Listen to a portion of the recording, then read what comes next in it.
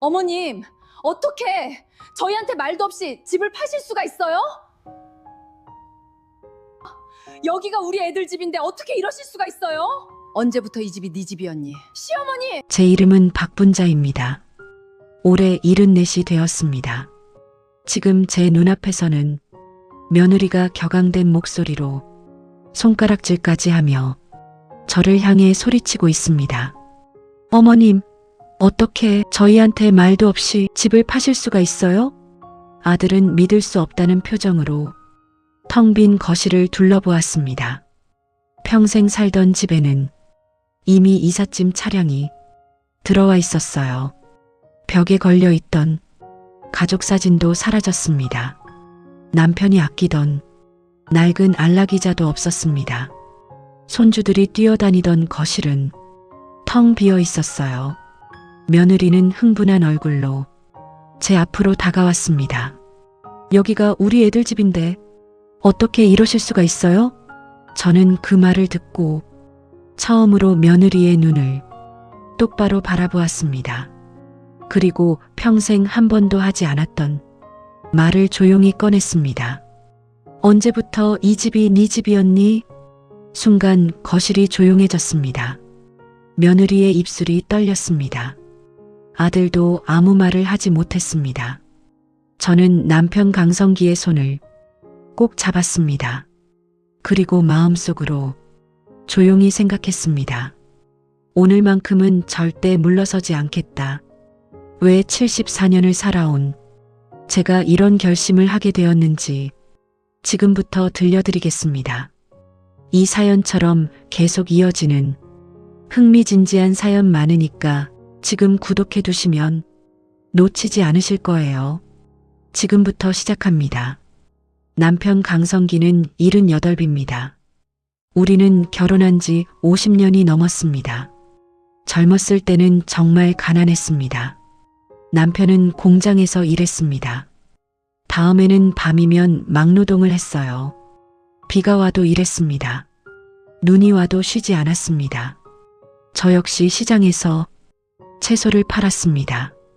다음에는 식당 설거지도 했어요. 잠이 부족한 날이 대부분이었습니다. 그래도 행복했습니다. 우리에겐 꿈이 하나 있었기 때문입니다. 언젠가는 우리 집 하나 마련해서 늙으면 둘이 손잡고 편안하게 사는 것이었습니다. 그 꿈 하나만 바라보고 살았습니다. 사람들은 노후 준비를 돈으로 한다고 말합니다. 하지만 우리 부부는 청춘으로 준비했습니다. 먹고 싶은 것도 참았습니다. 입고 싶은 옷도 참았어요. 친구들과 여행도 포기했습니다. 그렇게 30년이 흘렀습니다. 드디어 작은 아파트 한 채를 마련했습니다. 비록 크지는 않았습니다. 하지만 우리 부부에게는 세상 어떤 궁궐보다 소중한 집이었습니다. 벽지를 직접 붙였습니다. 싱크대도 남편이 직접 달았습니다. 베란다 화분 하나까지도 둘이 함께 골랐습니다. 그 집은 그냥 아파트가 아니었습니다. 우리 인생이었습니다. 시간은 참 빠르게 흘렀어요. 어느새 외동아들도 장성했습니다. 큰 사고 한 번 치지 않고 반듯하게 자라주었죠. 그것만으로도 고마웠습니다. 좋은 회사에도 취직했습니다. 그리고 예쁜 아가씨를 만나 결혼까지 했습니다. 결혼식 날 며느리는 제 손을 꼭 잡으며 말했습니다. 어머님, 친정엄마처럼 잘 모실게요. 그 말을 듣고 저는 눈물이 났습니다. 참 복도 많다. 좋은 며느리를 얻었구나. 그렇게 생각했습니다. 결혼 후 몇 년 동안은 정말 행복했습니다. 명절이면 먼저 찾아왔습니다. 다음에는 손주 계획도 함께 이야기했어요. 생일이면 작은 케이크 하나라도 꼭 사왔습니다. 남편도 늘 말했습니다. 분자야, 우린 참 복받은 사람이다. 저도 그렇게 믿었습니다. 그러던 어느 날 며느리가 쌍둥이를 임신했다는 소식을 전했습니다. 저는 기뻐서 밤잠을 이루지 못했습니다. 남편은 손주 장난감을 벌써부터 사오기 시작했습니다. 우리는 행복했습니다. 정말 행복했습니다. 출산을 앞둔 어느 저녁이었습니다. 아들이 조심스럽게 말을 꺼냈습니다. 엄마, 부탁 하나만 드려도 될까요? 저는 웃으며 말했습니다. 부모 자식 사이에 부탁이 어디 있니? 아들은 잠시 망설이다가 입을 열었습니다.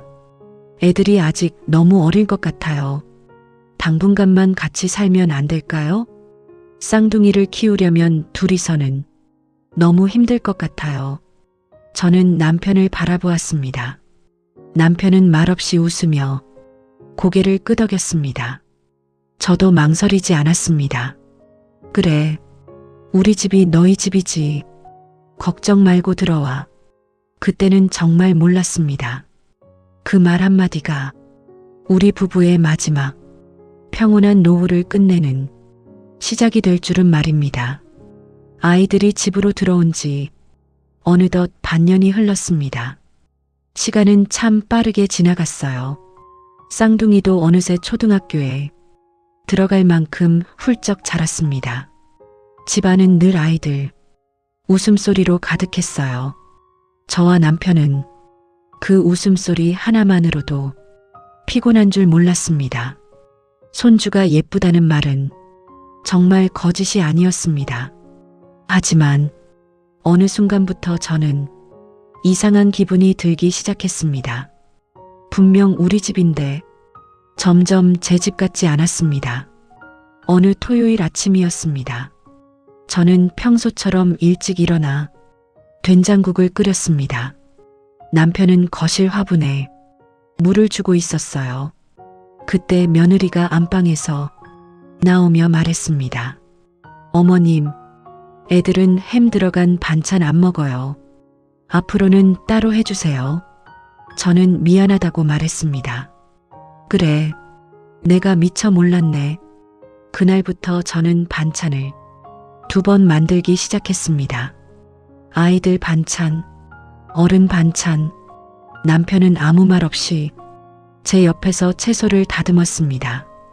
시간이 조금 더 흘렀습니다. 남편은 무릎이 자주 아팠습니다.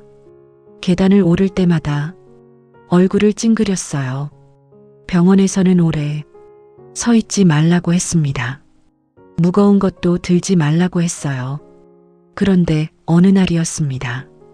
학교에서 전화가 왔습니다. 쌍둥이 중 한 아이가 열이 난다는 연락이었습니다. 며느리는 회사에서 회의를 하고 있었습니다. 아들도 지방 출장을 갔어요. 결국 남편이 아이를 업고 병원으로 뛰었습니다. 무릎을 절뚝거리면서도 아이를 끝까지 안고 있었어요. 그날 밤 남편은 파스를 무릎에 4장이나 붙였습니다. 저는 조용히 물었습니다. 많이 아파요? 남편은 웃으며 말했습니다. 괜찮다. 손주 안 다쳤으면 됐지. 그 말을 듣는데 제 마음은 하나도 괜찮지 않았습니다. 며칠 뒤였습니다. 오래전 함께 시장에서 장사하던 친구에게 전화가 왔습니다. 분자야, 우리 몇 명 모이기로 했는데 너도 나와. 저는 너무 반가웠습니다. 10년 넘게 못 본 얼굴도 있었어요. 예쁜 옷까지 꺼내 놓았습니다. 그런데 외출하려는 순간 며느리가 말했습니다.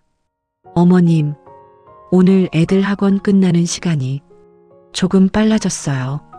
죄송한데 오늘만 좀 부탁드릴게요. 저는 잠시 친구 이름이 적힌 메모를 바라봤습니다. 그리고 천천히 휴대전화를 들었습니다. 미안하다. 오늘은 못 나갈 것 같아. 친구는 웃으며 말했습니다.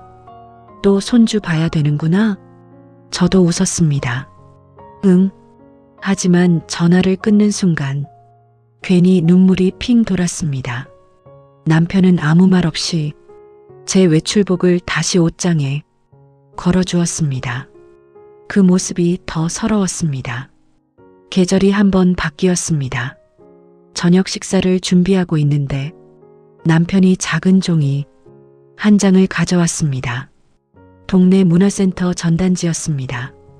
부부 건강 걷기 교실, 매주 화요일, 오전 10시, 무료.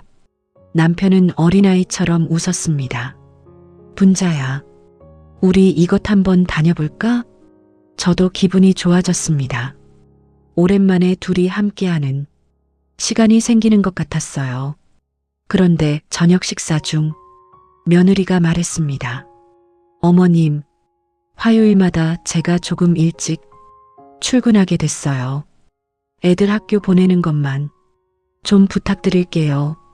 남편은 말없이 전단지를 접었습니다. 그리고 식탁 밑으로 밀어 넣었습니다. 그 모습을 보는 순간 저는 괜히 숟가락을 내려놓았습니다. 그날 밤 쓰레기통을 정리하다가 구겨진 전단지를 발견했습니다. 남편이 몰래 버린 것이었습니다. 저는 그것을 다시 펼쳐보았습니다. 하지만 접힌 자국은 끝내 펴지지 않았습니다. 마치 우리 부부의 시간처럼 말입니다. 그 무렵부터였습니다. 며느리는 무슨 일이 생기면 먼저 저를 찾았습니다. 어머님, 세탁기 좀 돌려주세요. 어머님, 택배 좀 받아주세요. 어머님, 애들 숙제 좀 봐주세요. 처음에는 부탁이었습니다. 다음에는 습관이 되었어요. 그리고 어느새 당연한 일이 되어버렸습니다. 감사하다는 말도 점점 사라졌습니다. 저도 처음에는 아무렇지 않았습니다. 가족이니까 그럴 수 있다고 생각했어요. 하지만 사람 마음이란 참 이상했습니다. 고맙다는 말 한마디가 사라지자 희생도 점점 의무처럼 느껴졌습니다. 어느 저녁이었습니다. 남편과 저는 늦은 밤에야 겨우 식탁에 마주 앉았습니다. 하루 종일 손주를 돌보고 나니 밥이 다 식어 있었습니다. 남편이 조용히 웃으며 말했습니다. 분자야, 우리 둘이 밥 먹는 것도 눈치 보게 됐네. 저도 웃었습니다. 웃었는데 이상하게 웃음끝이 자꾸 떨렸습니다. 남편은 말없이 제 반찬을 앞으로 밀어주었습니다. 예전 같으면 따뜻한 국을 함께 먹었을 텐데 그날 우리는 식은 국을 아무 말 없이 떠먹었습니다. 그날 이후부터였습니다. 며느리는 무슨 일이든 먼저 저를 찾았습니다. 어머님, 애들 준비물은 챙겨주셨죠? 저는 고개를 끄덕였습니다. 응, 가방 안에 다 넣어뒀어. 며느리는 확인도 하지 않고 아이들 손만 잡고 나갔습니다. 고생하세요. 예전에는 그 말이라도 했습니다. 그런데 어느 순간부터는 인사도 없어졌어요. 문 닫히는 소리만 남았습니다. 남편은 신문을 읽다가 조용히 말했습니다. 분자야, 고맙다는 말이 참 어려운가 보다. 저는 애써 웃었습니다. 애 키우느라 바빠서 그렇겠지. 하지만 제 대답은 남편보다 저 자신을 위로하는 말이었습니다. 시간은 또 흘렀습니다. 쌍둥이도 초등학교 고학년이 되었습니다. 이제는 제 손이 없어도 혼자 할 수 있는 일이 많았습니다. 그런데도 달라지는 것은 없었어요. 오히려 부탁은 더 많아졌습니다. 어느 토요일이었습니다. 오랜만에 남편이 말했습니다. 분자야, 오늘은 바람도 좋은데 둘이 공원이나 걸을까? 그 말이 얼마나 반갑던지 저는 서둘러 운동화를 꺼냈습니다. 그런데 현관문을 열려는 순간 며느리가 안방에서 나왔습니다. 어머님, 어디 가세요? 애들이 집에 있는데. 저는 웃으며 말했습니다. 금방 다녀올게. 며느리는 시계를 한번 보더니 말했습니다. 2시간 뒤에 학원 보내야 되잖아요. 조금 이따 가시면 안 돼요? 저는 남편을 바라봤습니다. 남편은 말없이 신발을 다시 벗었습니다. 그렇게 우리의 산책은 또 미뤄졌습니다. 그날도, 다음 주도, 그 다음 주도 그랬어요. 어느 날이었습니다. 시장에 갔다가 남편이 붕어빵을 사왔습니다. 분자야, 당신 이거 좋아하잖아. 저는 웃으며 하나를 집었습니다. 그때 손주가 뛰어왔습니다. 할머니, 나도. 저는 얼른 제 것을 아이에게 건넸습니다. 남편도 자기 것을 내주었습니다. 결국 우리는 하나도 먹지 못했습니다. 남편은 웃었습니다. 괜찮다. 다음에 먹으면 되지. 하지만 저는 알고 있었습니다. 그 다음은 늘 오지 않았다는 것을. 겨울이었습니다. 남편 무릎이 많이 나빠졌습니다. 병원에서는 수술 이야기도 나왔어요. 의사는 최대한 무릎을 아껴야 한다고 했습니다. 무거운 것도 들지 말라고 했습니다. 계단도 조심하라고 했어요. 그런데 집에 돌아오자마자 며느리가 말했습니다. 아버님, 쌀이 떨어졌는데 20kg짜리 하나만 사다 주실래요? 남편은 병원 봉투를 조용히 식탁 밑으로 밀어 넣었습니다.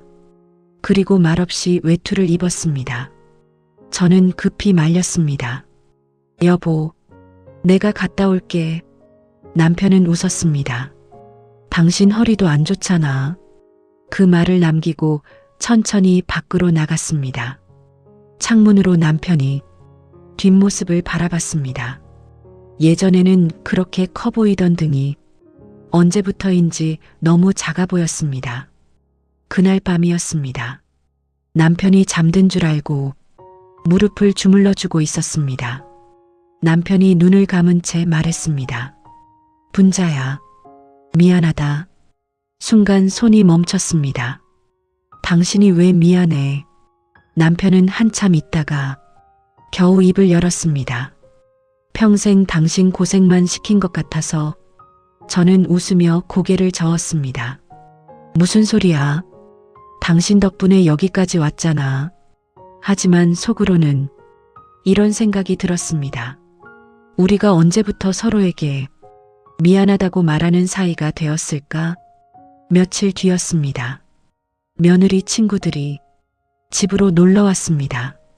저는 손님이 왔으니 과일을 깎았습니다. 커피도 내렸어요. 손주들도 방으로 데려갔습니다. 거실에서는 웃음소리가 들렸습니다. 친구 한 사람이 물었습니다. 시부모님이랑 같이 살아? 며느리가 웃으며 대답했습니다. 애들 봐주는 사람이 있어야 하잖아. 순간 제 손이 멈췄습니다. 친구가 다시 물었습니다.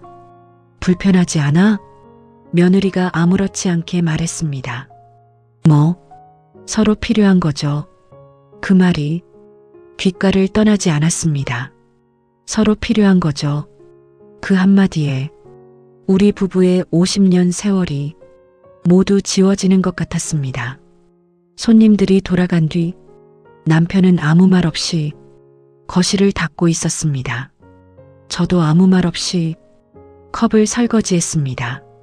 그날 저녁 우리는 식탁에 마주 앉았지만 한마디도 하지 못했습니다. 남편이 먼저 입을 열었습니다. 분자야, 당신도 들었지? 저는 대답하지 않았습니다. 대신 조용히 밥그릇만 치웠습니다. 눈물이 떨어질 것 같았기 때문입니다. 그날 밤 잠든 남편의 얼굴을 바라보았습니다. 머리는 거의 하얗게 새어 있었습니다. 손등에는 검버섯이 가득했습니다. 평생 가족만 바라보며 살아온 사람. 이제는 하루하루 더 늙어가는 사람. 그 모습을 보는 순간 제 마음속에서 처음으로 아주 작은 생각 하나가 싹트기 시작했습니다. 이 사람의 남은 시간을 정말 이렇게 보내도 되는 걸까? 그날 이후였습니다. 저는 괜히 남편 얼굴을 자주 바라보게 되었습니다. 웃고 있는 것 같아도 예전의 웃음이 아니었어요. 입은 웃고 있는데 눈은 점점 힘을 잃어가고 있었습니다. 어느 아침이었습니다. 남편이 혼자 베란다에 앉아 있었습니다. 커피 한 잔을 앞에 두고 창밖만 바라보고 있었어요. 저는 조용히 다가갔습니다. 무슨 생각해요? 남편은 한참 있다가 웃으며 말했습니다. 별거 아니다. 예전 생각 좀 했어. 그 말이 괜히 마음에 걸렸습니다. 예전 같으면 아침을 먹고 둘이 시장도 다녀오고 공원도 걷고 커피도 한 잔 마셨습니다. 지금은 아니었습니다. 아침부터 저녁까지 우리 하루는 손주 일정표대로 움직였어요. 학교 보내고 학원 보내고 간식 챙기고 숙제 봐주고 씻기고 재우고 하루가 끝났습니다. 정작 우리 부부 이야기를 나누는 시간은 하루에 10분도 되지 않았어요. 어느 날이었습니다. 남편 생일이었습니다. 78번째 생일이었어요. 저는 새벽부터 미역국을 끓였습니다. 남편이 좋아하는 불고기도 만들었습니다. 작은 케이크도 하나 사왔어요. 손주들과 함께 축하해주면 얼마나 좋아할까 싶었습니다. 그런데 저녁이 되어도 아들 내외는 들어오지 않았습니다. 잠시 후 전화가 왔습니다.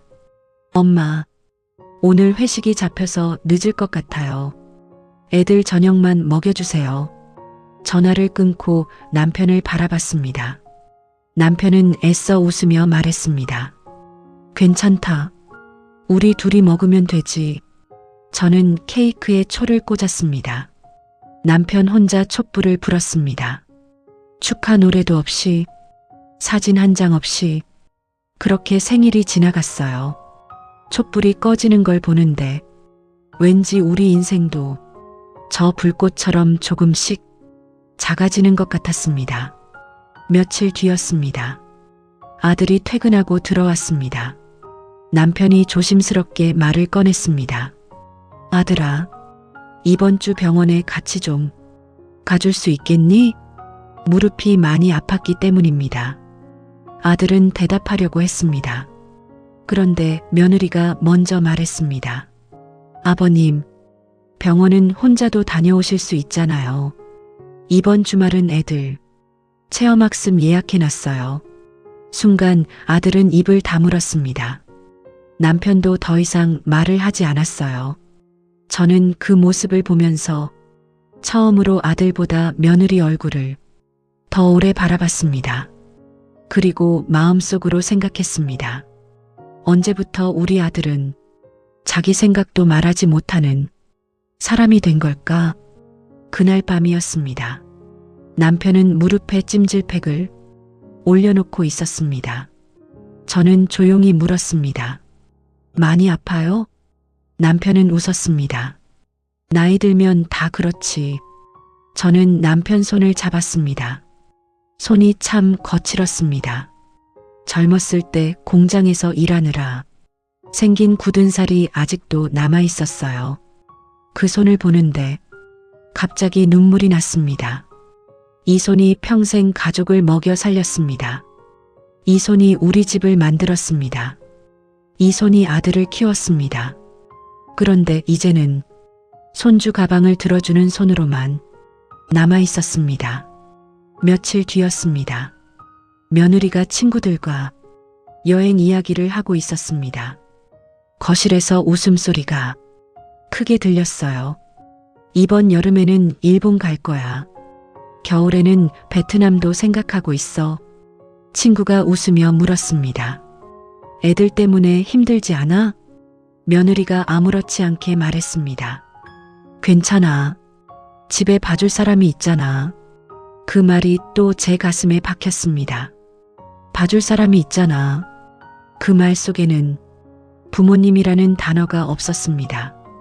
우리는 어느새 가족이 아니라 편리한 사람이 되어 있었습니다. 그날 밤이었습니다. 남편이 오래된 앨범을 꺼냈습니다. 사진 속에는 50살의 우리가 있었습니다.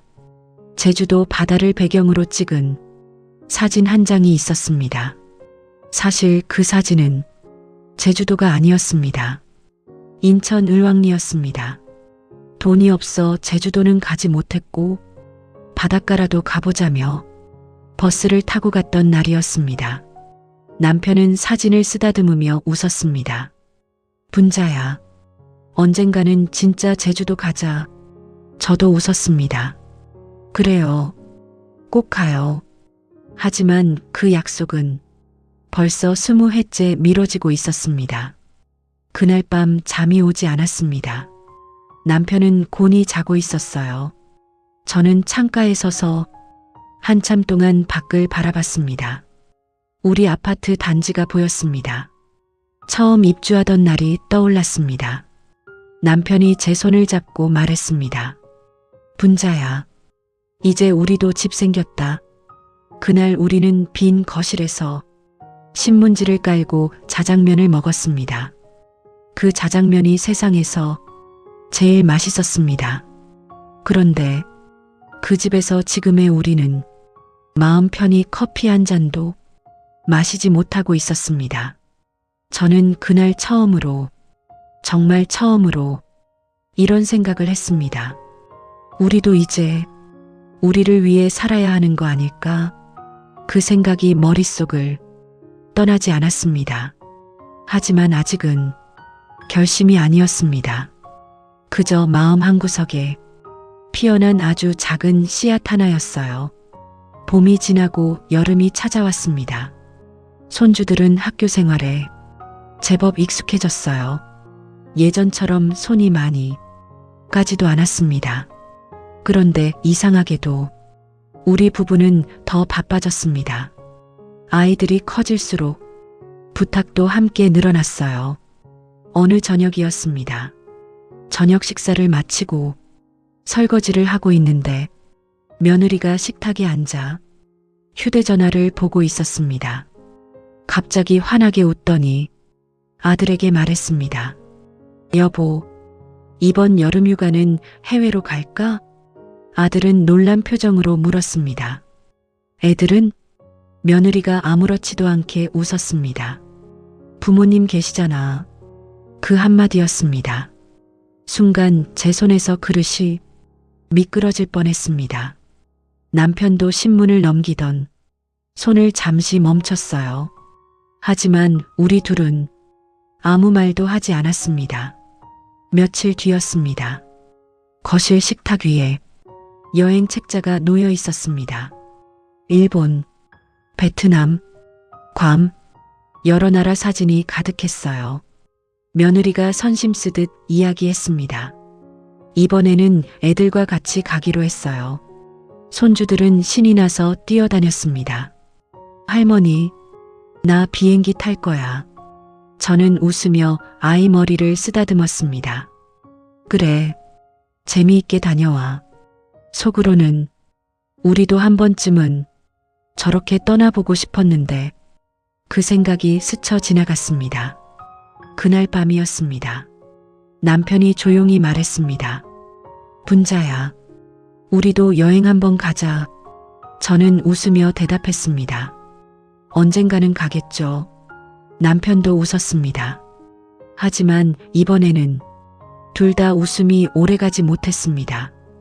우리도 알고 있었기 때문입니다. 그 언젠가가 오지 않는다는 것을. 며칠 뒤였습니다. 며느리가 여행 예약을 마쳤다며 들뜬 목소리로 말했습니다. 어머님, 이번에는 일주일 정도 다녀오려고요. 저는 아무 말 없이 고개를 끄덕였습니다. 남편도 말없이 웃었습니다. 그런데 그날 밤이었습니다. 잠이 오지 않아 물을 마시러 나왔습니다. 거실 불은 꺼져 있었습니다. 그런데 안방에서 작은 목소리가 들렸습니다.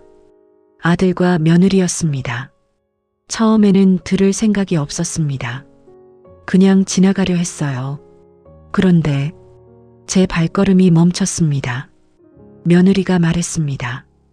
여보, 우리도 이제 생각 좀 해야 되는 거 아니야?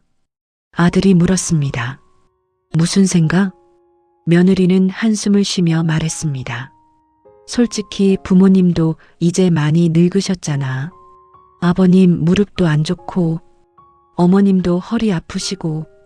잠시 정적이 흘렀습니다. 저는 그 자리에서 숨도 쉬지 못했습니다. 며느리가 다시 입을 열었습니다. 우리도 앞으로 우리 인생 살아야지. 언제까지 같이 살 수는 없잖아. 아들은 아무 말이 없었습니다. 저는 속으로 생각했습니다. 그래, 그럴 수도 있지. 그런데 다음 말이 들리는 순간 세상이 멈춘 것 같았습니다. 당신, 요양원 한번 알아보자. 순간 제 귀를 의심했습니다. 잘못 들은 줄 알았어요. 하지만 며느리는 계속 말했습니다. 요즘 시설 좋은 데 많잖아.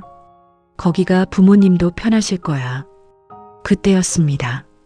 아들이 아주 작은 목소리로 수긍하듯 말했습니다.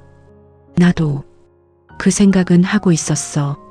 그 한마디, 정말 그 한마디였습니다. 제 가슴 속에서 무언가가 툭 하고 끊어지는 소리가 들렸습니다. 눈물이 나지 않았습니다. 화도 나지 않았어요. 이상하게도 마음이 너무 조용했습니다. 너무 조용해서 오히려 무서웠습니다. 저는 아무 소리도 내지 않고 방으로 돌아왔습니다. 남편은 깊이 잠들어 있었습니다. 무릎 위에는 찜질팩이 그대로 올려져 있었어요. 저는 남편 곁에 앉았습니다. 하얗게 센 머리카락을 천천히 쓰다듬었습니다. 그리고 처음으로 남편 얼굴을 보며 속으로 말했습니다. 여보, 미안해요. 나는 자식만 바라보며 살았는데 정작 당신은 한 번도 제대로 돌봐주지 못했네요. 이제는 안 되겠어요. 이제는 남은 시간만큼은 당신을 위해 살게요. 그 순간이었습니다. 제 마음속에서 흔들리던 작은 씨앗이 마침내 단단한 결심으로 바뀌었습니다. 저는 조용히 창문을 열었습니다. 새벽 바람이 들어왔습니다. 멀리 동이 트고 있었습니다. 그 새벽을 바라보며 저는 74년 인생에서 가장 큰 결심을 했습니다. 이 집을 떠나자. 남편을 데리고 우리 둘만의 인생을 다시 시작하자. 다음 날 새벽이었습니다. 평소와 다를 것 없는 아침이었어요. 저는 늘 하던 것처럼 밥을 지었습니다. 남편 도시락도 챙겼습니다. 손주들 아침도 준비했습니다. 며느리도 아들도 아무것도 눈치채지 못했습니다. 하지만 제 마음은 이미 어젯밤과 달라져 있었습니다. 아이들이 모두 집을 나간 뒤였습니다. 저는 조용히 안방으로 들어갔습니다. 장롱 맨 아래칸에서 오래된 서류 봉투 하나를 꺼냈습니다. 아파트 등기권리증이었습니다. 손끝이 조금 떨렸어요. 하지만 망설이지 않았습니다. 남편이 저를 바라보았습니다. 분자야, 무슨 일이야? 저는 남편 앞에 서류를 내려놓았습니다. 남편은 한참 동안 아무 말 없이 바라보았습니다. 그리고 조용히 물었습니다. 설마. 저는 고개를 끄덕였습니다. 여보, 이제 우리 집 팔아요. 남편은 아무 말도 하지 못했습니다. 한참 뒤였습니다. 남편이 조용히 웃었습니다. 그 웃음에는 슬픔도 있었고 미안함도 있었어요. 그리고 아주 작은 안도감도 있었습니다. 당신 정말 괜찮겠어? 저는 남편 손을 꼭 잡았습니다. 나는 괜찮아요. 이제 당신이 괜찮았으면 좋겠어요. 그 말을 듣는 순간 남편 눈가가 붉어졌습니다. 평생 강하기만 했던 사람이었습니다. 하지만 그날만큼은 고개를 돌려 눈물을 숨겼어요. 그날 오후였습니다. 저는 혼자 동네 부동산으로 향했습니다. 15년 넘게 같은 자리를 지키고 있는 공인중개사였습니다. 문을 열고 들어가자 사장님이 반갑게 웃었습니다. 어머님, 오랜만입니다.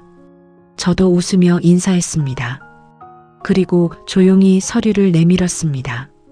집 하나 내놓으려고 왔어요. 사장님은 놀란 얼굴로 저를 바라봤습니다. 갑자기요? 이 아파트는 지금 안 파셔도 되는데요. 재개발 이야기 나오면서 문의가 엄청 많습니다. 저는 담담하게 대답했습니다. 알아요. 그래도 팔려고요. 사장님은 다시 한번 물었습니다. 급한 일이 있으십니까? 잠시 생각했습니다. 그리고 처음으로 제 속마음을 꺼냈습니다. 급한 건 돈이 아니에요. 시간이에요. 사장님은 아무 말도 하지 않았습니다. 제 얼굴을 한참 바라보더니 조용히 고개를 끄덕였습니다. 금매로 내놓으면 이번 주 안에도 계약될 겁니다. 저는 웃으며 말했습니다. 그럼 금매로 해주세요. 집으로 돌아오는 길이었습니다. 동네 공원을 지나는데 벤치에 앉아 손을 잡고 웃는 노부부가 보였습니다. 남편이 아이스크림을 사오고 아내는 장난처럼 남편 어깨를 툭 치고 웃었습니다. 저는 한참 동안 그 모습을 바라봤습니다. 문득 예전의 우리 모습 같았습니다. 저는 집으로 뛰다시피 걸어갔습니다. 집에 들어오자 남편이 창가에 앉아 있었습니다. 다녀왔어? 저는 웃으며 고개를 끄덕였습니다. 응. 남편은 더 이상 묻지 않았습니다. 이미 제 표정만 보고도 모든 걸 알았기 때문입니다. 그날 저녁이었습니다. 며느리가 식탁에서 신나게 말했습니다. 어머님, 비행기표도 예약했고 호텔도 다 예약했어요. 이번 여행은 진짜 기대돼요. 저는 미소를 지으며 말했습니다. 그래, 잘 다녀와. 사흘 뒤였습니다. 드디어 여행을 떠나는 날이 되었습니다. 이른 아침부터 집안이 부산스러웠어요. 큰 여행 가방 2개와 작은 가방 몇 개가 현관 앞에 놓였습니다. 쌍둥이 손주들은 처음 타는 해외 비행기가 신기한지 들떠 있었습니다. 할머니, 나 비행기에서 창가에 앉을 거야. 다른 손주도 신나서 말했습니다. 할아버지, 저 외국 가서 수영할 거예요. 저와 남편은 아이들 머리를 쓰다듬으며 웃었습니다. 그래, 다치지 말고 재미있게 놀다 와. 아이들은 해맑게 웃으며 자동차에 올라탔어요. 아들도 트렁크에 짐을 싣다가 저를 바라봤습니다.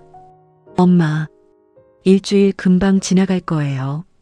다녀와서 맛있는 거 사드릴게요. 저는 웃으며 손을 흔들었습니다.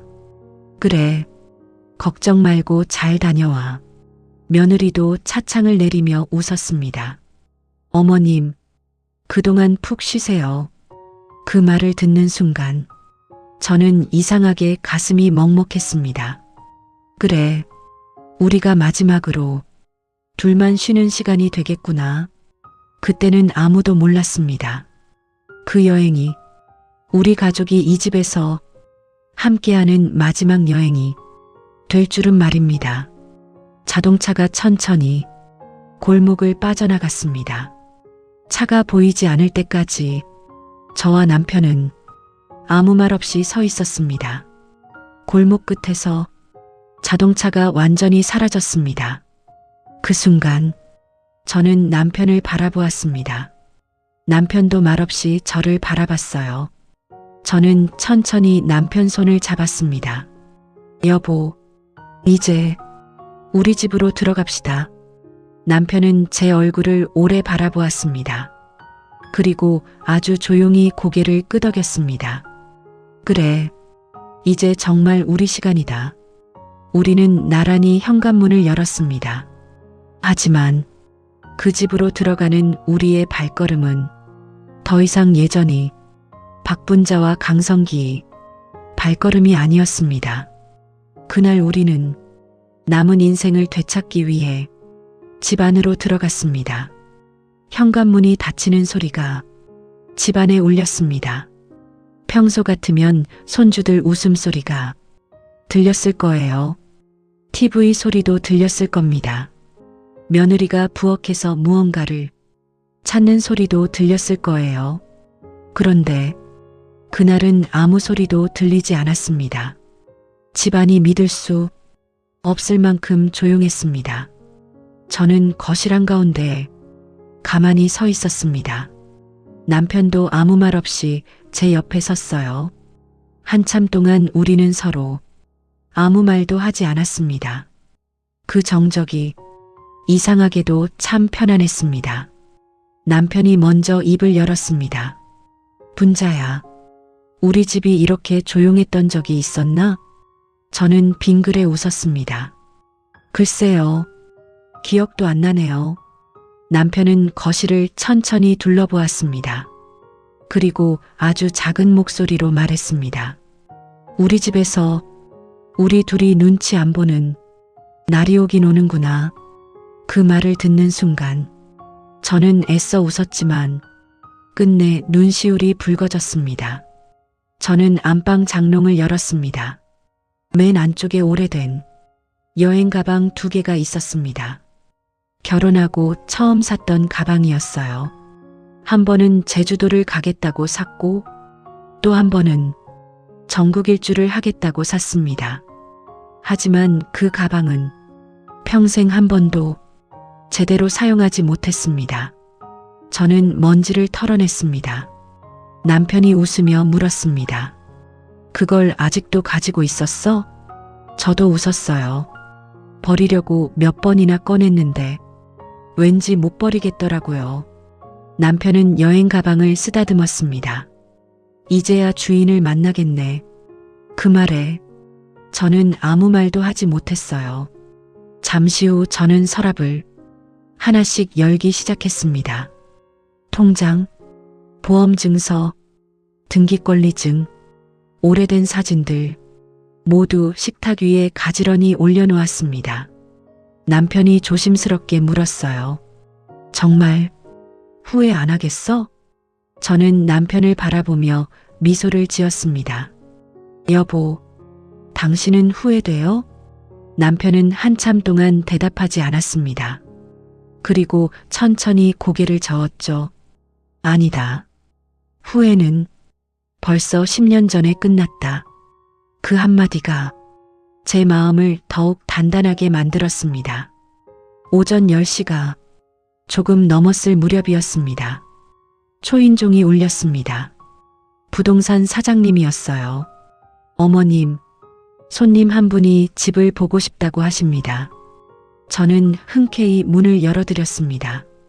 40대쯤 되어 보이는 부부였습니다. 집안을 천천히 둘러보더니 감탄했습니다. 햇볕이 정말 좋네요.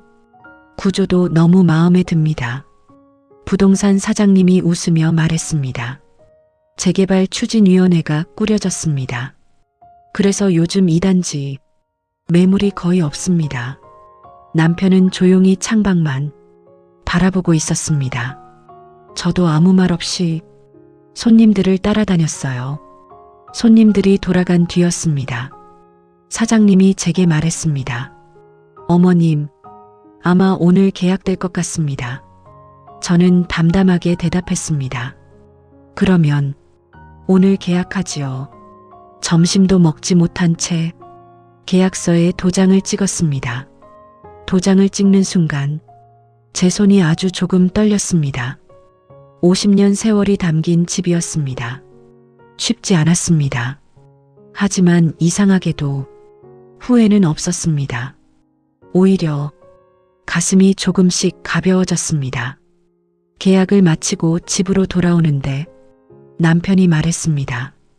분자야, 우리 오늘 점심 밖에서 먹을까?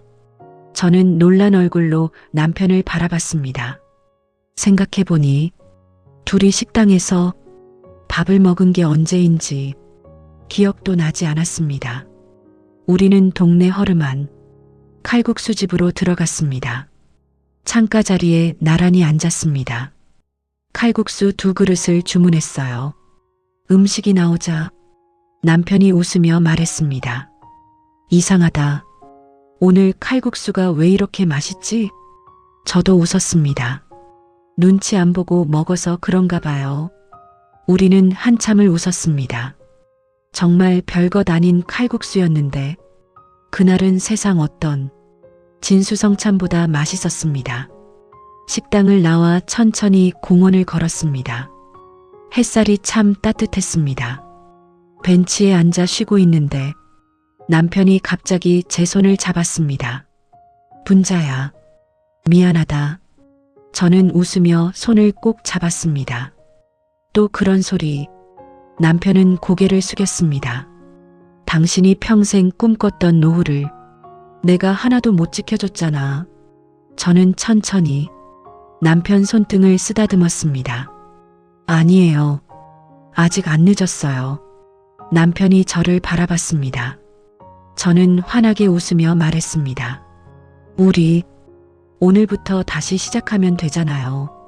그 말을 듣는 순간 남편은 아무 말 없이 제 손을 더 꼭 잡았습니다. 그 따뜻한 손길이 마치 고맙다 라고 말하는 것 같았어요. 저도 말없이 웃었습니다. 50년을 함께 살다 보니 이제는 말보다 손이 더 많은 이야기를 해주었습니다. 그날 오후였습니다. 우리는 처음으로 앞으로 살 집을 보러 길을 나섰습니다. 하지만 그 집은 서울에 없었습니다. 서울을 떠날 생각이었어요. 남편이 운전하는 차 안에서 저는 창밖을 바라보았습니다. 매일 보던 거리였습니다. 매일 지나던 시장이었습니다. 아들이 초등학교에 다니던 길도 보였습니다. 그 길을 바라보는데 지난 세월이 영화처럼 스쳐 지나갔어요. 남편이 조용히 물었습니다. 분자야, 정말 서울을 떠나는 게 맞겠어? 저는 창밖을 바라본 채 대답했습니다. 여보, 같은 동네에 살면 우리가 또 흔들릴 거예요. 남편은 아무 말이 없었습니다. 저는 다시 말을 이었습니다. 손주가 보고 싶다고 우리가 먼저 달려갈 거예요. 또 부탁하면 우린 또 거절 못할 거고 잠시 숨을 고른 뒤 조용히 말했습니다. 그러니까 이번에는 조금 멀리 갑시다. 우리 마음이 흔들리지 않을 만큼. 남편은 길게 한숨을 내쉬었습니다. 그리고 천천히 웃으며 말했습니다. 그래, 이번만큼은 당신 말대로 살자. 우리가 향한 곳은 동해 바다가 있는 작은 도시였습니다. 젊었을 때부터 한 번쯤 살아보고 싶었던 곳이었어요. 아침이면 바다를 보고 저녁이면 파도 소리를 들으며 산책하는 삶. 늘 꿈만 꾸던 노후였습니다. 서울 아파트는 재개발 이야기가 나오면서 값이 많이 올랐습니다. 급매로 내놓았는데도 생각했던 것보다 훨씬 좋은 가격에 계약이 되었습니다. 평생 피땀 흘려 지킨 집이 마지막에는 우리 부부에게 새로운 인생을 선물해준 셈이었습니다. 몇 시간 뒤였습니다. 부동산 사장님이 우리를 새 아파트로 안내했습니다. 높은 언덕 위에 있는 새 아파트였습니다. 창문을 열자 멀리 푸른 바다가 한눈에 들어왔습니다. 바닷바람이 거실 안까지 시원하게 불어왔어요. 저는 한참 동안 아무 말도 하지 못했습니다. 남편도 창가에 서서 바다만 바라보고 있었습니다. 부동산 사장님이 웃으며 말했습니다. 어르신, 여기는 은퇴하신 분들이 정말 많이 오십니다. 병원도 가깝고 시장도 가깝고 무엇보다 공기가 참 좋습니다. 남편은 제 얼굴을 바라봤습니다. 저도 남편을 바라봤어요. 우리는 동시에 웃었습니다. 남편이 창문을 활짝 열었습니다. 파도 소리가 아주 작게 들렸습니다. 갈매기 울음소리도 함께 들려왔어요. 남편이 아이처럼 웃으며 말했습니다. 분자야, 우리 아침마다 여기서 커피 마시면 좋겠다. 저도 창가에 섰습니다. 푸른 바다를 바라보다가 저도 모르게 미소가 번졌습니다. 여보, 당신 기억나요? 남편이 고개를 돌렸습니다. 뭐, 우리 신혼 때 돈만 있으면 바다 보이는 집에서 살아보자고 했잖아요. 남편은 한참 동안 말이 없었습니다. 그러다 작게 웃었습니다. 그러네. 50년 만에 약속을 지키네. 그 말을 듣는 순간 제 눈가가 뜨거워졌습니다. 부동산 사장님이 계약서를 내밀었습니다. 천천히 생각해 보셔도 됩니다. 저는 계약서를 바라보다가 조용히 웃었습니다. 생각은 벌써 끝났어요. 남편도 고개를 끄덕였습니다. 여기로 합시다. 계약을 마치고 나오는데 부동산 사장님이 조심스럽게 물었습니다. 어르신, 서울을 떠나시면 후회 안 하시겠습니까? 저는 잠시 하늘을 올려다보았습니다. 그리고 미소를 지으며 대답했습니다. 서울을 떠나는 게 아닙니다. 사장님은 의아한 표정으로 저를 바라봤습니다. 저는 바다를 바라보며 천천히 말을 이었습니다. 상처를 떠나는 겁니다. 그 말을 끝내는 순간 가슴속에 오랫동안 얹혀있던 무거운 돌덩이가 조금은 내려앉는 것 같았습니다. 서울에서 돌아오는 길이었습니다. 창밖으로 끝없이 펼쳐진 바다가 점점 멀어졌습니다. 하지만 이상하게도 제 마음은 점점 더 편안해지고 있었어요. 남편도 오랜만에 창문을 열었습니다. 바람이 얼굴을 스쳐 지나갔습니다. 남편이 아이처럼 웃으며 말했습니다. 분자야, 바다 냄새가 참 좋더라. 저도 웃으며 대답했습니다. 이제는 매일 맡을 수 있어요.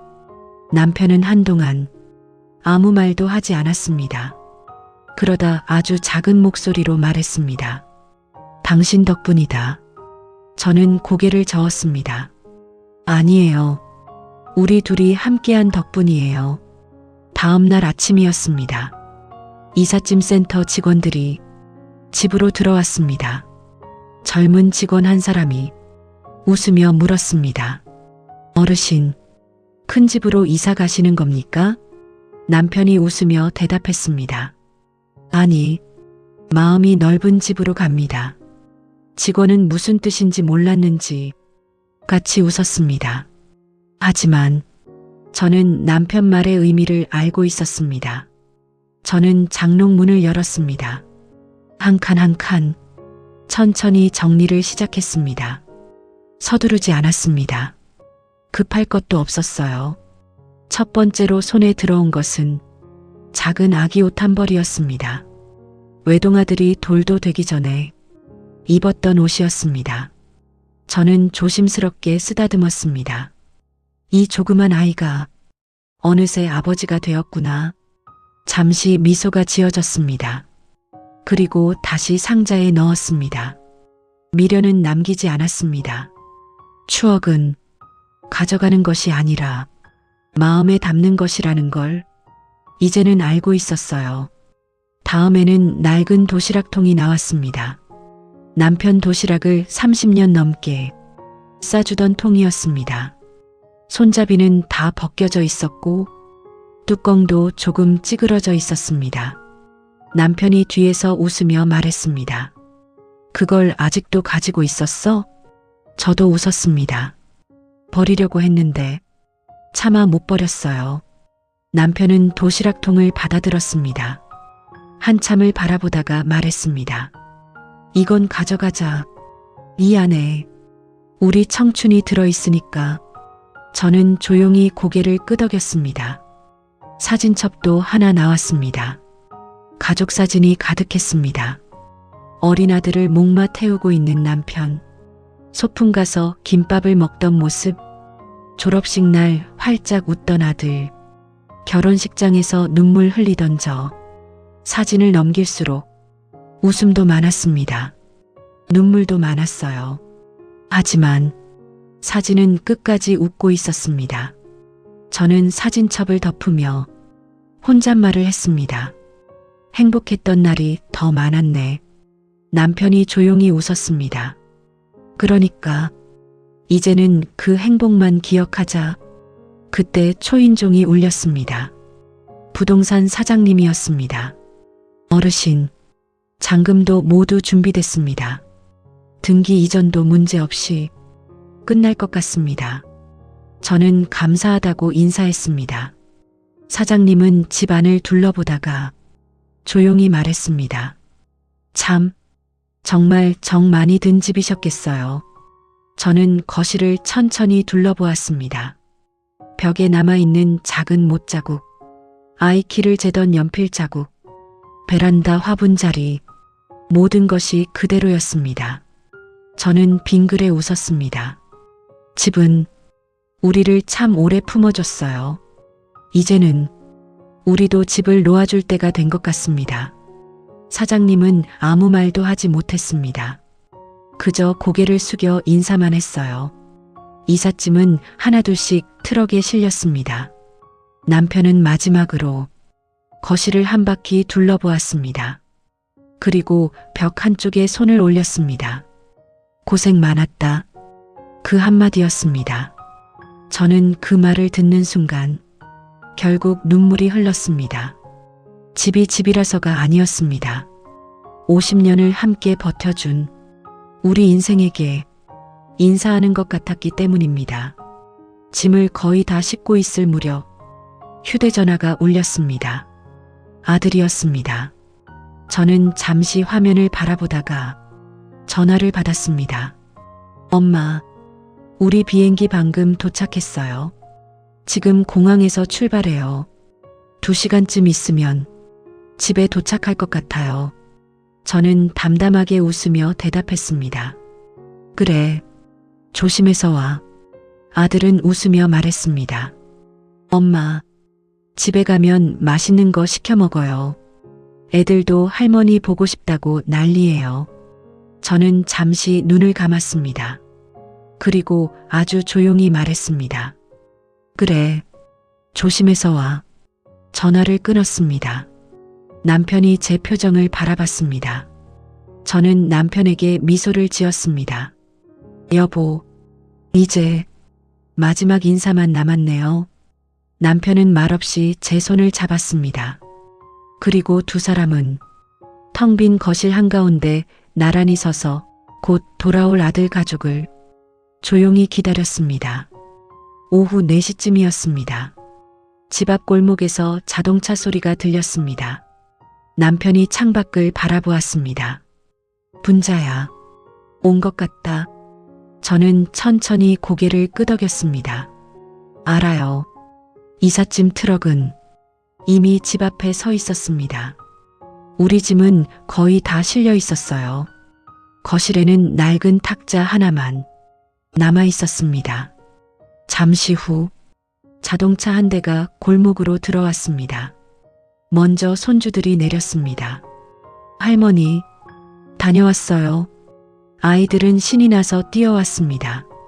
하지만 현관 앞에 서 있는 이삿짐 트럭을 보는 순간 걸음을 멈췄습니다. 엄마, 이사가? 손주의 말에 아들과 며느리도 동시에 고개를 들었습니다. 그리고 두 사람의 표정이 순식간에 굳어졌습니다. 며느리가 가장 먼저 뛰어왔습니다. 어머님, 이게 무슨 일이에요?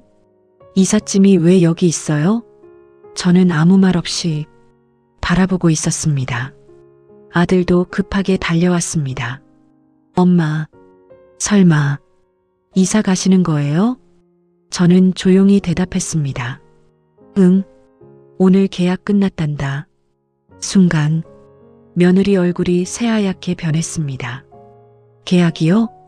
무슨 계약이요? 설마 집을 파신 거예요? 저는 짧게 대답했습니다. 그래, 며느리는 믿을 수 없다는 표정이었습니다. 어머님, 어떻게 저희한테 한마디 상의도 안 하실 수 있어요?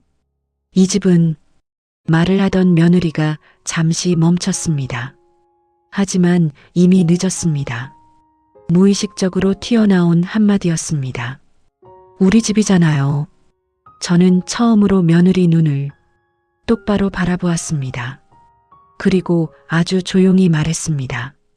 언제부터 이 집이 내 집이었니? 거실이 순식간에 조용해졌습니다. 며느리는 아무 말도 하지 못했습니다. 아들이 다급하게 말했습니다. 엄마, 왜 갑자기 이런 결정을 하셨어요? 말씀이라도 해주셨으면.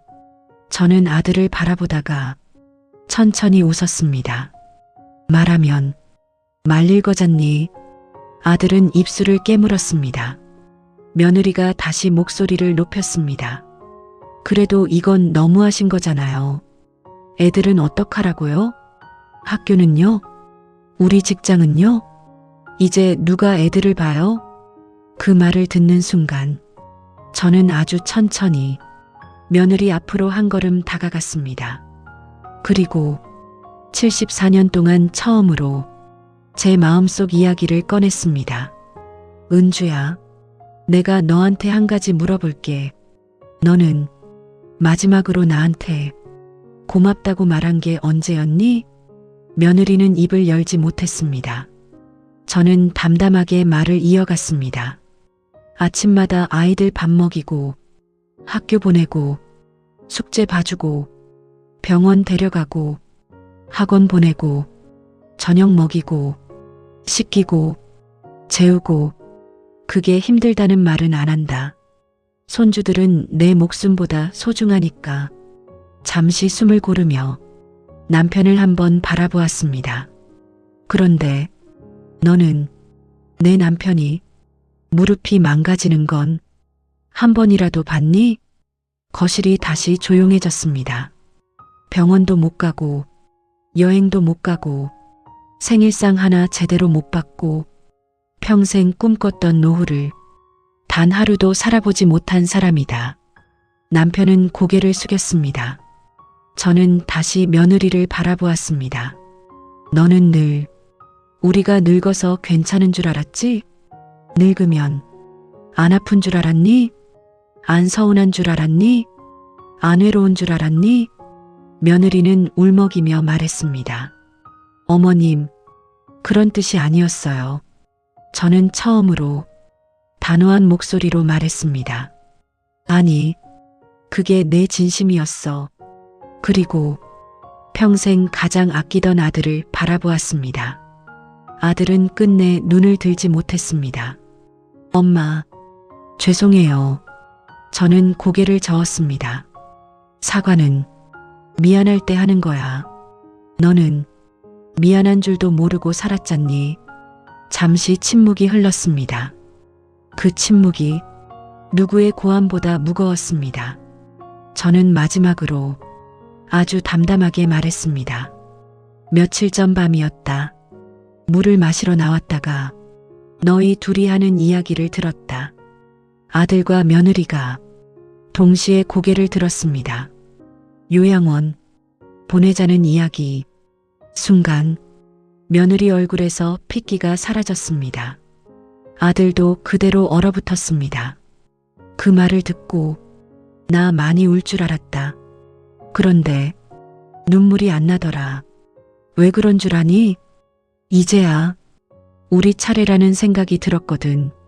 거실에는 아무도 말을 하지 못했습니다. 손주들도 분위기를 느꼈는지 엄마 손만 꼭 붙잡고 서 있었습니다.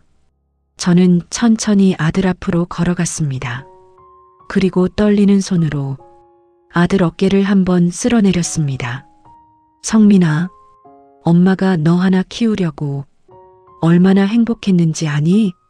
아들은 끝내 고개를 들지 못했습니다. 저는 조용히 미소를 지었습니다. 새 운동화 사달라고 울던 것도 기억나고 중학교 입학식 날 교문 앞에서 울던 것도 기억난다. 군대 보내고 집에 와서 내 아버지랑 둘이 얼마나 울었는지도 기억난다. 잠시 숨을 골랐습니다. 그렇게 귀하게 키운 아들이 오늘은 부모를 어디로 보내면 좋을지 고민하는 사람이 되었더구나. 순간 아들의 어깨가 크게 떨렸습니다. 저는 더 이상 아들을 바라보지 않았습니다. 이번에는 며느리를 바라보았습니다. 은주야, 너도 많이 힘들었을 거다. 아이 둘 키우는 게 얼마나 힘든지 안다. 그래서 난 한 번도 너를 미워한 적이 없다. 며느리의 눈물이 떨어졌습니다. 어머님, 저는 손을 들어 말을 멈추게 했습니다. 하지만 힘든 것과 당연한 것은 다른 거란다. 거실은 숨소리조차 들리지 않았습니다. 처음에는 어머님 죄송하지만 오늘만 부탁드릴게요. 그 말로 시작했지. 그런데 어느 날부터 어머님 애들 데려오세요. 어머님 밥 차려주세요. 어머님 학원 보내주세요. 어머님 병원은 내일 가세요. 그렇게 하나둘씩 부탁은 당연한 일이 되어버렸어. 저는 남편을 바라보았습니다. 남편은 끝내 눈물을 참지 못하고 있었습니다. 저 사람 평생 새벽 5시에 일어나 일했다. 비 오는 날도 눈 오는 날도 한 번도 가족을 굶긴 적이 없는 사람이다. 그런데 무릎이 망가져도 병원보다 손주를 먼저 안고 뛰어간 사람이야. 너희는 그걸 한 번이라도 봤니? 아들은 두 손으로 얼굴을 감쌌습니다. 저는 천천히 거실을 둘러보았습니다. 이 집이 어떤 집인지 아니? 이 벽지 하나 붙이려고 내 아버지가 퇴근하고 밤새 풀칠을 했다. 베란다 타일 한 장도 돈 아끼려고 직접 붙였어. 싱크대도 창문도 모두 내 아버지 손으로 만든 집이다. 그런 집에서 우리는 언제부터 눈치 보며 밥을 먹기 시작했을까? 저는 식탁을 손으로 천천히 쓰다듬었습니다. 이 식탁에서 우린 널 키웠다. 시험 망쳐 울던 날도, 취직해서 웃던 날도, 결혼한다고 인사시키던 날도 다 여기였다. 그런데 어느 날부터 우린 이 식탁에 앉는 것조차 눈치가 보이더라. 며느리는 흐느끼기 시작했습니다. 박분자는 조용히 고개를 저었습니다. 울지 마라. 오늘은 내가 울 날이 아니라 내가 웃는 날이다. 그 말에 며느리는 그대로 주저앉았습니다. 박분자는 창밖을 한번 바라보았습니다. 햇살이 거실 안으로 들어오고 있었습니다. 여보, 남편이 저를 바라보았습니다. 우리 내일 아침에는 바다 보러 갑시다. 남편이 눈물을 닦으며 웃었습니다. 그래, 이번에는 꼭 갑시다. 박분자는 다시 아들과 며느리를 바라보았습니다. 너희 걱정은 하지 않는다. 점잖니? 둘이 힘을 합치면 우리가 했던 것보다 훨씬 잘 살아갈 수 있다. 우리도 그랬다. 아무도 도와주는 사람 없이 너 하나 키웠다. 이제는 너희도 너희 힘으로 살아야 한다. 박분자는 잠시 숨을 고른 뒤 부모는 자식의 노후를 책임져 주기 위해 늙는 사람들이 아니다. 부모에게도 단 한 번뿐인 노후가 있다. 아들은 그대로 무릎을 꿇었습니다. 엄마, 한 번만 용서해 주세요. 박분자는 아들의 손을 잡아 일으켜 세웠습니다. 용서는 이미 했다. 미워한 적이 없으니까. 아들은 더욱 울었습니다. 박분자는 마지막으로 미소를 지었습니다. 하지만 다시는 우리 삶으로 돌아가지는 않을 거다. 이제부터 너희는 너희 인생을 살아라. 우리는 우리 인생을 살겠다. 그리고 남편의 손을 꼭 잡았습니다. 여보, 가요. 남편이 제 손을 맞잡았습니다. 두 사람은 천천히 현관으로 걸어갔습니다. 현관문 앞에서 우리는 한 번도 뒤를 돌아보지 않았습니다.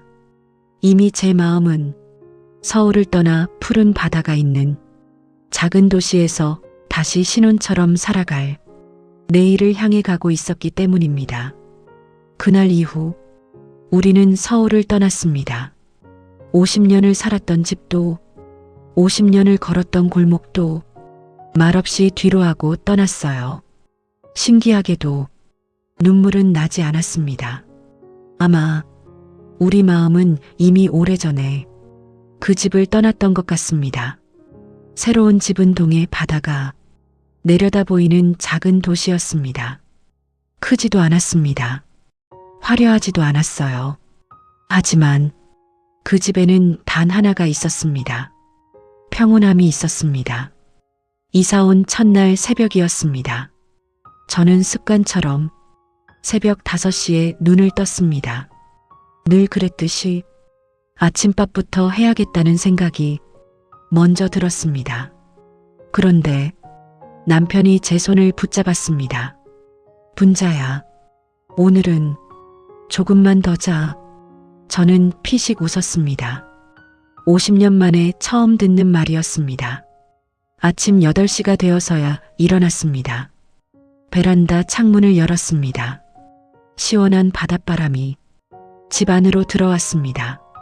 멀리 갈매기 울음소리가 들렸어요. 파도는 아무 말 없이 밀려왔다가 다시 아무 말 없이 돌아갔습니다. 그 모습을 바라보는데 제 마음속 상처도 함께 밀려나가는 것 같았습니다. 남편이 커피 2잔을 들고 나왔습니다. 분자야, 우리 커피 마시자. 저는 웃으며 컵을 받아들었습니다. 따뜻한 커피 향이 참 좋았습니다. 남편이 창밖을 바라보며 말했습니다. 참 이상하지. 이 커피가 서울에서 마시던 커피랑 똑같은데. 잠시 웃었습니다. 왜 이렇게 맛있지? 저도 미소를 지으며 대답했습니다. 눈치 안 보고 마셔서 그래요. 우리는 한참을 웃었습니다. 정말 오랜만에 마음껏 웃었습니다. 며칠 뒤였습니다. 남편과 손을 잡고 바닷길을 걸었습니다. 누가 급하게 전화하는 사람도 없었습니다. 아이들 학원 시간을 걱정할 필요도 없었어요. 누구 눈치를 볼 이유도 없었습니다. 남편이 갑자기 걸음을 멈췄습니다. 그리고 바다를 바라보며 말했습니다. 분자야, 우리 신혼여행 다시 온 것 같다. 저는 남편 팔짱을 끼며 웃었습니다. 그때는 돈이 없어서 제주도도 못 갔잖아요. 남편이 장난스럽게 웃었습니다. 그래도 지금이 더 좋다. 저는 천천히 고개를 끄덕였습니다. 응, 나도 그래요. 어느 날이었습니다. 휴대전화가 울렸습니다. 아들이었습니다. 한참을 망설이다 전화를 받았습니다. 엄마, 목소리가 많이 작아져 있었습니다. 잘 지내세요? 저는 웃으며 대답했습니다. 응, 아주 잘 지낸다. 잠시 침묵이 흘렀습니다. 아들이 조심스럽게 말했습니다. 엄마, 죄송해요. 저는 바다를 바라보며 미소를 지었습니다. 이제 그 말은 그만하렴. 너도 부모가 되었잖니. 이제부터는 내 아이들에게 부끄럽지 않은 부모가 되어라. 그게 엄마한테 하는 가장 큰 효도다. 수화기 너머로 아들의 흐느끼는 소리가 들렸습니다. 저도 아무 말 없이 하늘을 바라보았습니다. 용서는 이미 오래전에 끝난 일이었습니다. 전화를 끄는 남편이 웃으며 물었습니다. 분자야, 우리 오늘은 어디 갈까? 저는 바다를 바라보며 웃었습니다. 여보, 오늘은 어디를 가는 게 아니에요. 남편이 의아한 표정을 지었습니다. 저는 남편 손을 꼭 잡았습니다. 그리고 미소를 지으며 말을 했습니다. 오늘도 우리 인생을 사는 거예요. 남편은 아무 말 없이 제 손을 더 꼭 잡았습니다. 우리는 천천히 바닷길을 걸었습니다. 파도는 조용히 밀려왔고 갈매기는 푸른 하늘을 자유롭게 날고 있었습니다. 우리도 이제야 비로소 자유로웠습니다. 자식을 위해 살아온 세월을 후회하지는 않습니다. 그 시간이 있었기에 오늘의 우리가 있기 때문입니다. 하지만 부모도 사람입니다. 부모에게도 단 한 번뿐인 인생이 있습니다. 누군가의 희생으로만 끝나야 하는 노후는 없습니다. 때로는 떠나는 것이 도망이 아니라 자기 자신을 지키는 가장 용기 있는 선택일 수도 있습니다. 행복은 멀리 있지 않았습니다. 서로의 손을 놓지 않는 것, 그것이 우리 부부의 마지막 행복이었습니다. 오늘도 이 영상을 끝까지 시청해 주신 여러분, 부디 남은 인생만큼은 누군가를 위해서가 아니라 자기 자신을 위해 행복하시길 바랍니다. 감사합니다. 이 사연처럼 계속 이어지는 흥미진지한 사연 많으니까 지금 구독해 두시면 놓치지 않으실 거예요.